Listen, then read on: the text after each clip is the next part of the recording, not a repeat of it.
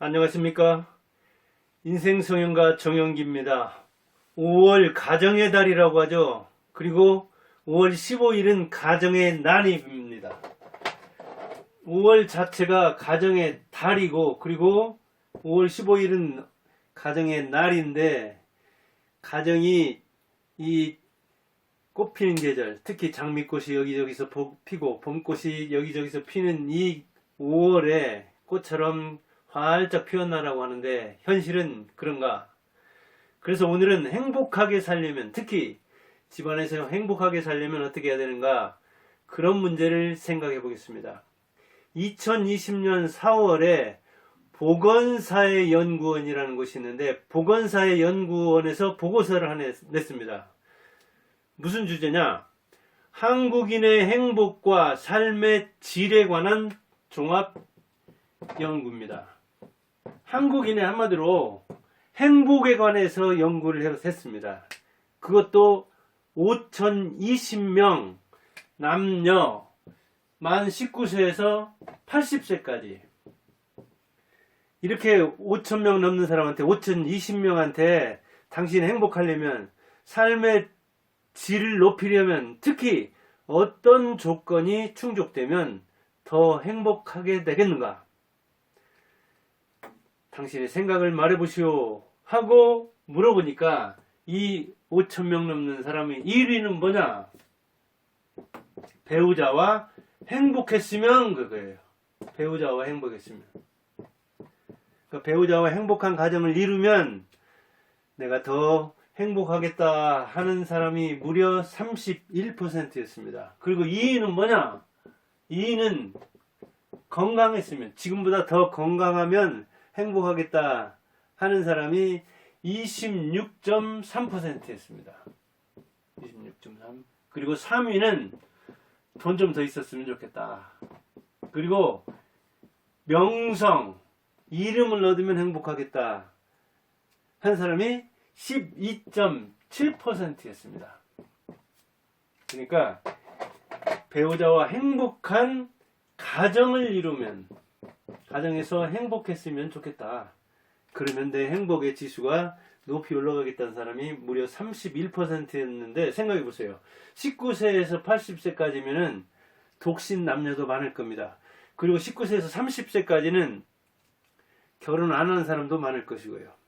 그리고 한 60세 넘어서 80세까지는 그 배우자가 사망한 경우도 많을 겁니다. 그러니까 우리나라 지금 그 가구의 약 3분의 1 정도가 독신 가구인데, 그런 걸 생각한다면 여기에도 그런 정도 들어가지 않겠습니까? 물론 이제 결혼 해당하는 나이, 그게 많이 들어가 있으니까 배우자가 사는 경우도 많을 텐데, 한 20%만 결혼 상태를 유지 안 하거나, 아니면 한 사람과 사별을 했거나 결혼을 안 했거나 이런 사람이라고 생각한다면은 5,000명 중에 한 4,000명밖에 안 되죠. 그런데 이렇게 31%가 나왔다는 것은 한 40% 안팎이 내 행복의 최대 변수는 뭐냐?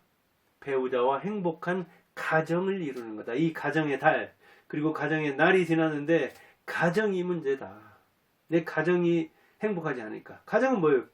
결국 부부간에, 배우자와 행복한 가정 그랬으니까 부부간에 행복하지 않다. 그런 지표가 나오느냐? 말할 것도 없이 나옵니다. 요즘 그 문제가 많이 되고 있죠. 계모, 계부 얘기도 나오고 그러지만, 아동 살해, 자기 자녀를 살해하는 친부가 또는 계부가, 계모가 자기 자녀를 사랑하는 그런 것은 어찌 보면 본능인데, 이런 본능을 저버린, 인간의 본능에 반하는 행동을 하는 사람들이 여기저기서 얼마나 많이 나옵니까? 그런가 하면 살부 사건도 많이 납니다. 인구 대비로 하면 우리나라가 미국보다도 자녀가 부모를, 특히 아버지를 살해하는 경우가 4배가량 많이 일어납니다. 그런데 살자 사건, 자기 자녀를, 자식을 살해하는 사건도 얼마나 많이 일어납니까? 그런데 그보다 훨씬 더 많이 일어나는 사건이 바로 뭐냐? 부부간 살해입니다. 부부간 살해 사건이 살인사건의 무려 20%를 차지합니다. 그 사건의 80% 정도는 대개 남편이 아내를, 이렇게 자녀를 살해한다거나 부모를 살해한다거나 부부간의 살인사건이 나는 것이 가정 내 살인사건의 약 20%를 넘어설 정도라니까요. 그러면 가정이 얼마나 행복의 공간이 아니라 행복의 보금자리가 아니라 살벌한 죽음의 도가니인지 이것을 알 수가 있는 거죠. 그래서 이렇게 역설적으로 배우자와 행복한 가정을 꾸리지 못하니까 행복하려면 어떤 것이 충족되어야 하느냐? 뭐니 해도 부부간의 행복한 가정을 이루어야 된다 그랬어요. 그런데 부부간이라는 것은 참 이 행복하기가 어려운 여러 조건이 있습니다. 사실은 조건이 나쁘면 결혼을 안 했습니다. 성격이 안 맞으면 결혼을 안 했고, 또 뭐 악질이나 이 암이나 고질병에 걸린 사람하고는 결혼 안 합니다. 그리고 소문이 나쁘다거나 행실이 나쁘다거나 그런 사람하고는 결혼 안 했습니다. 그렇게 고르고 또 골라서 사랑하는 사람과 만나서 이렇게 가정을 이루는데도 가정 내에 이렇게 살벌한 사건이 많이 납니다. 그리고 결혼하기 전에도 본래 이 젠더 갈등이, 남녀 갈등이, 다른 각 갈등을 모두 모아도, 다른 갈등이라면 뭐예요? 세대 갈등이라든가 뭐 문화 갈등이라든가 이런 여러 그 갈등을 다 더한 것보다도, 그런 사회적 갈등, 다른 형태의 모든 갈등을 더한 것보다도 남녀 사이에 일어나는 갈등이 이렇게 많아요. 그러다 보니까 고르고 골랐지만 부부가 돼도 또 갈등이 목숨을 걸 정도로 많이 일어나는가 봐요. 조건이 잘 맞는 사람, 그 사람과 결혼했는데도 그래요. 그런데 이 부부라는 것은 본래 이 총체적인 만남이기 때문에 얽힌 게 많잖아요. 얽힌 게 많아서 이혼하기가 쉽지가 않은 거예요. 지금은 뭐 조이혼율이라 해가지고 1000명당 2.1건 이혼 사건이 일어나는데 옛날에 비해서는 많이 일어나는 거죠. 결혼으로 말하자면 결혼하는 것의 결혼 건수의 절반 건수가 이혼입니다. 21만 뭐 4천 결혼했는데 쌍이 10만 7천 건이 이혼한다고 하던가요. 그러나 이제 이혼은 전 결혼한 사람들 사이에서 일어나니까 결혼 정년기에 결혼을 하는 대다수 그 결혼 건수와 이혼 건수를 맞비교할 수 없는 거죠. 그래서 나온 게 이제 조이혼율인데, 아무튼 가정이 그렇게 아이 뭐 둘 낳고, 둘 정도 낳고 많이 나야 그러죠. 그 다음에 핵가족을 이루어가지고 아주 작은 가정을 이루는데도 그 가족 구성은 많아야 4명 안팎인데도 거기에서 조화가, 가정의 화목이 이루어지지 않는 측면이 있죠. 가정을 이루는 최소단인 부부에서부터 그런다는 이야기죠. 현실은 부부가 가정을 이루면서부터 힘겨루기를 하는데, 이른바 신혼 이혼, 신혼 여행 가서 해야 된다고 할 정도로 그렇게 갈등이 표출되면은 요즘은 갈라서는 경우가 있지만, 그래도 그렇지 애인 상태에서, 사귀는 상태에서 헤어지는 것보다는 결혼한 다음에 헤어지는 것이 훨씬 어렵습니다. 왜? 사회적으로 공인을 받았는데, 또 여기저기 아는 사람도 많은데, 그리고 이혼했다는 사실 자체가 아무리 지금 뭐 이혼이 많은 시대라 하더라도 그게 덤이 될, 프리미엄이 될 요소는 아니기 때문에 그런 것이죠. 그런데 이 부부 사이에 생기는 문제는 이른바 그냥 사귀는 사람하고 뭐 내로남불할 때 이 불륜 사이하고는 전혀 다르죠. 다른 사람이 볼 때도 마찬가지죠. 그러니까 부부냐 아니면 서로 이렇게 사귀는 사이냐 불륜 사이냐 하는 것은 남들이 보면 그냥 안다고 하죠. 노점상에서 이렇게 땅콩이나 오징어 파는 사람도 알고, 식당에 들어가도 알고, 그리고 모텔에 들어가도 알고, 그리고 경찰이 속도 위반했습니다 하고 단속할 때 보아도 알고, 보이는 거예요, 딱 이렇게. 그러니까 총체적으로 얽힌 부부 사이에는 어디 가서 식당에 가서도 뭐 된장찌개나 산채비빔밥이나 어디 놀러 갔다 하더라도 그냥 짜고리요. 뭐 흠될 거 없으니까 상대를 배려하지 않으면서 함부로 이렇게 하는 측면이 있는데, 이 잘 보여야 할 사귀는 사이, 애인 사이에서는 그러지 않으니까 남이 봐도 다정하고 이야기 잘하고 하면 부부야 되는데 오히려 그렇지 않고 그냥 담담하고 뭐 싸구려 시켜가지고 그냥 딱 좋던 개처럼 그냥 멍하니 바라보는 그런 스타일이면 부부라고 할 정도로 부부 사이에는 평소 냉랭한 것 같긴 하지만 그 사이에는 항상 다른 문제가 있겠다는 이야기죠. 내 자식 어떻게 해야 될 것인지, 학원은 보내야 할 것인지, 이번 원서는 어디를 써야 할 것인지, 그리고 집 마련을 위해서는 저축해야 할 것인지, 먼저 집을 사가지고 대출받아서 대출을 갚아야 할 것인지, 그리고 어디다 사야 할 것인지, 그리고 빌라인지 아파트인지 몇 층인지, 이렇게 총체적인 문제가 얽혀있기 때문에 부부 사이에는 항상 긴장관계와 갈등관계가 유지해야 되죠.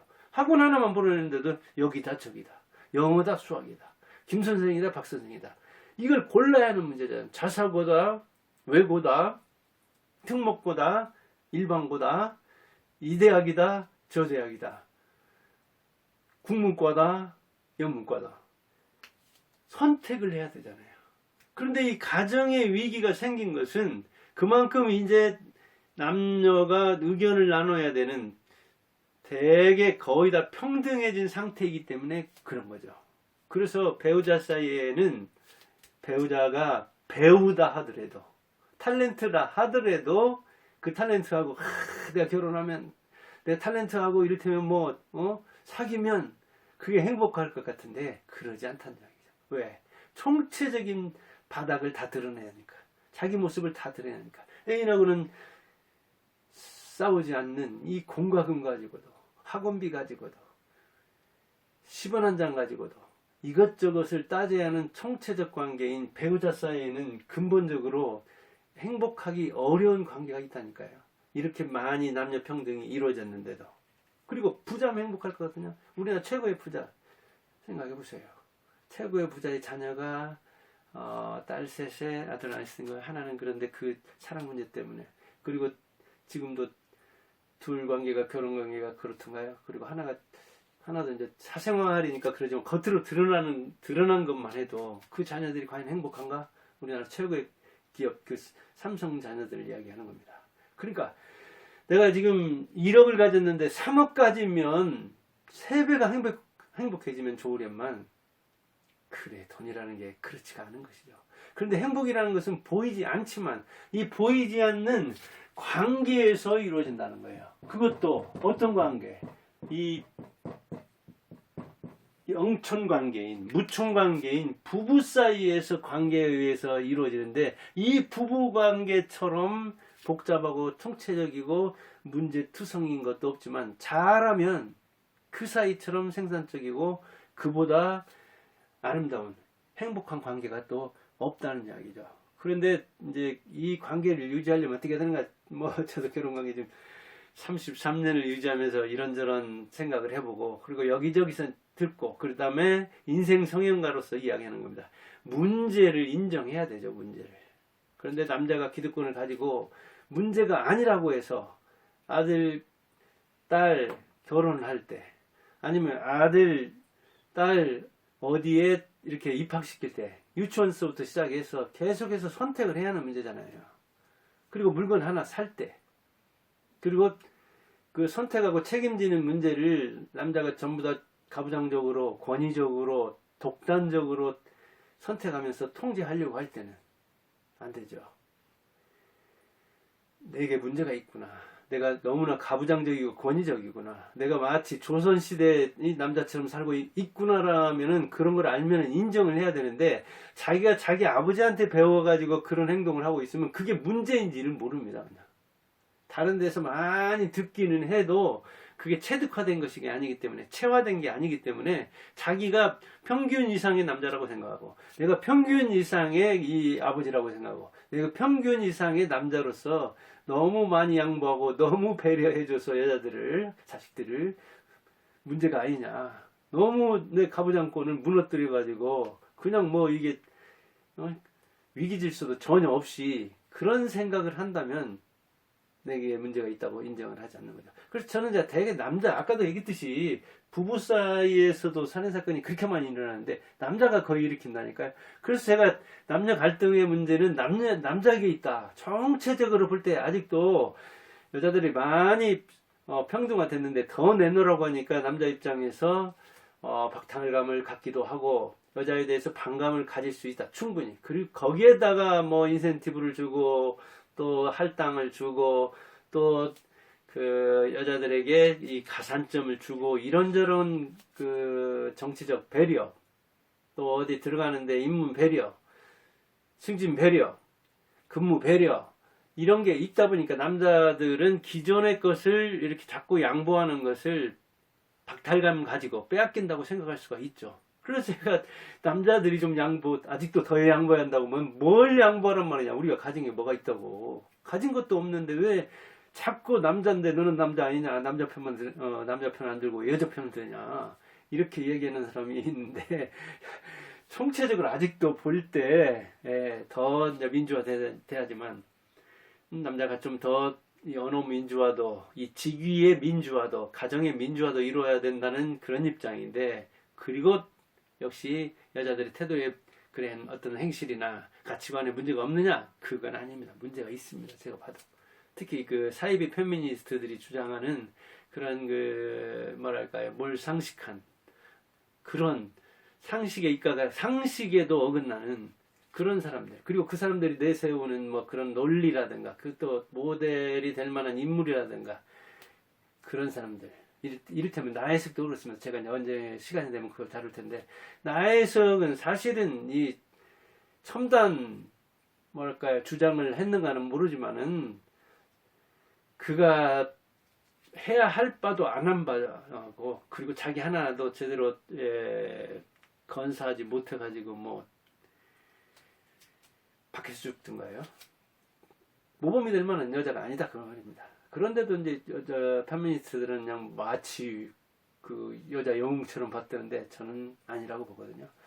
아무튼 문제를 인정해야 되고 강자가 양보해야 한다는 차원에서 아직도 저는 남자가 강자라고 하는 겁니다. 냉철히 생각하면 이제 기득권을 워낙 많이 누리다 보니까 그게 자꾸 조금씩 줄어드는 게 빼앗긴다고 생각할 수도 있겠지만 여자들이 강탈한다고 생각할 수 있겠지만은 강자가 양보해야 한다는 그런 제 견해이고요. 아직까지는 남자가 강자이니까 양보해야 된다. 그런 쪽이고 그 다음에 이제 상호 물론 존중해서 문제를 풀어야 되죠. 이게 지금 이걸 이제 여자들은 많이 요구하고 특히 상호 존중, 상생관계로 풀자는 그것인데 대화로 풀자는 얘기죠. 여자들인데 대화로. 근데 남자들이 이게 대화에 약하거든요. 특히 이게 수련 문화, 군대 문화가 있어가지고 군대 문화 같은 건 11시 방향, 12시 방향, 사격, 중지, 명령, 공격 앞으로 딱딱 그 혼동하지 않도록 핵심을 지시적으로 과학적 용어로 풀지 이렇게 내포적인 언어로 문학적인 언어로 비유적인 언어로 이렇게 완곡어로 말하지 않잖아요. 그러다 보니까 이제 그 언어에서도 이렇게 부딪히는 측면이 생기는 거죠. 그런데 행복하게 살려면 이 5,000명 넘는 사람들이 여기서 얘기했듯이 배우자와 서로 협력해서 행복한 가정을 이루고 싶다 그러는데 아마 이 요구를 특히나 여자들이 많이 했을 겁니다. 배우자하고 행복하게 가정을 꾸리고 싶다. 그런 행복한 가정에는 근데 많은 문제가 얽혀 있는 거죠. 양가가 있고 그 다음에 자식이 있고 그 다음에 본인의 희망이 있고 남자 여자가 있고 그 다음에 사회가 있잖아요. 그런 사회에 이 공인된 부부로 살면서 거기서 자기 소망을 이루려고 하는데 남자가 이루려는 소망과 여자가 이루려는 소망은 다릅니다. 아직까지도 남자가 사회적 활동을 하기가 더 유리한 측면이 있기 때문에 여자들은 자녀를 통해서 이 대리만족을 취하려고 하고 그 다음에 남편을 통해서 자기 위상을 높이려는 측면이 있거든요. 그런저런 차원에서 보면은 배우자와 행복을 이루는데 여자가 아직도 좀 약자 측면이 있어서 약자의 어떤 저항 논리 내지 공격 논리가 교묘하게 이렇게 작동하는 수가 있습니다. 그러다 보니까 이제 남자는 거기에 대해서 아주 불쾌감을 느낄 수도 있고 그게 갈등이 극심화되면 이렇게 이제 살벌한 상황까지도 가고 이게 언어를 쓰는 것도 조금 다른 측면이 있기 때문에 또 접근 방법이 남자와 여자가 다르기 때문에 뭐 부딪힐 요인이 많은 거거든요. 그래서 애인하고는 그렇게 문제가 안 얽히고 좋은 게 좋은 거니까, 좋은 상태로만 만나니까 트러블이 없고 낭만이고, 그것은 로맨스일지 모르지만 이 부부 사이에서는 총체적으로 얽히다 보니까 문제가 많으니까 왕도 그랬습니다. 왕의 정부는 미녀가 아닙니다. 왕의 정부는 그냥 편안한 사람이다. 가문에 얽히지 않고 왕자 안 놔도 되고, 그냥 거기에 얽혀가지고 그 가문의 뒤에 있는 이 처가에 그 왕비에 얽혀있는 그 사람들의 눈치 볼 것도 없는 그냥 편안한, 그래서 그 궁녀 만나고 뭐 그런 거 아닙니까? 그런데 궁녀 만나가지고 눈 맞아서 자녀 낳아가지고 왕된 사람이, 영조도 그런 사람 아니에요? 채씨든가요? 근데 무술이든가요? 궁녀 중에서도 궁녀의 그 신부를 말하는 사람. 그러다 보니까 그 엄마 컴플렉스, 모친 컴플렉스가 영조 얼마나 많았습니까? 그것저런 것 얽혀가지고, 그 다음에 또 가문과 자기 왕권과 이런 총체적인 사건에 얽혀서, 심지어는 자기 자녀, 자식인 사도세자를 죽이지 않으면 안 되는 그런 이제 사도세자의 상태에 대해서 여러 가지 이야기를 하는 사람도 있지만, 영조를 둘러싼 그런 복합적인 관계가 자기 아들을 죽이는 상황까지 몰고 간 게 아니냐, 그렇게 주장하는 사람도 있는 겁니다. 그처럼 우리는 모두 어찌 보면 왕이기 때문에 한 가문을 이루는 거, 한 가정을 이루다 보면 복잡한 겁니다. 이게 그런 상태에서 건강 자신과 관련된 거죠. 그 다음에 돈, 명성, 이런 것은 자기가 이제 돈을 버는 것이고, 그럼으로써 자기 이름을 높이는 것이죠. 그런데 역시 우리의 행복은 관계에 있는데, 그 관계 중에서도 이 부부 관계, 배우자와의 관계, 밖에 나가서 이제 사회적 인간관계도 중요하지만, 우리가 왜 이렇게 밖에 가서 다른 사람하고는 그렇게 관계를 잘 맺는데 부부간은 관계를 잘 못 맺느냐 하는데, 남자들이 조금 이 변화한 현실을 받아들이자. 기득권자가 내려놓기는 힘드니까 이 상황을 한번 현실을 직시해보자. 그 다음에 강자가 양보해야 된다. 그리고 문제는 상호 존중하면서 풀어야 되지, 너는 내 미치다, 여자는 어디 감히 남자가 하는데 반대를 하느냐, 이렇게 나오면 안 된다는 이야기죠. 행복하게 살려면 가정이 행복해져야 되는데, 그 가정의 행복의 열쇠는 여자가 남자는 여자 하기 나름이라고 하는데, 또 여자는 남자 하기 나름이죠. 상호하기 나름이라는 걸 알길 바라면서 이 방송을 해봤습니다. 감사합니다.